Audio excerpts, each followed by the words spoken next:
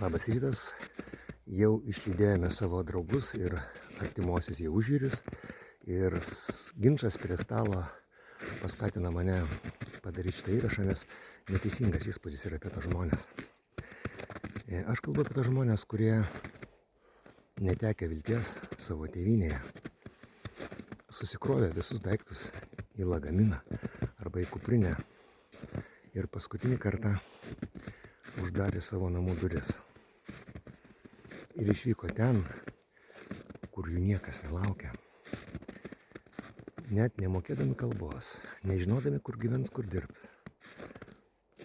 Ir tie žmonės ten sugebėjo įsitvirtinti, išmoko kalbą, susirado darbus. Kai kurie baigė mokslus, užaugino vaikus, kai kurie net gimdė vaikus.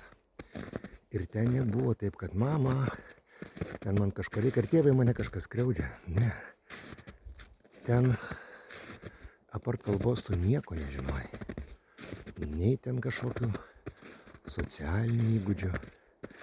Ten net duonos, vandens skonis kažkoks kitoks. Bet tie žmonės išgyveno. Ir tas išgyvenimas, mylėjai, jums įteikė tokią nenumušamą kortų kaladėje, tai yra žinojimą, kad jeigu gyvenimas jums išmuštų žemę iš po kojų, jūs vėl prisitaikysit, jūs vėl pakilsit. Ir jeigu mes matome dabar vietiniai gyventojai Laisvės alėjoje, kur nors ant suoliuko pasistačiusi dviratuką aiškiai Lietuvaitė,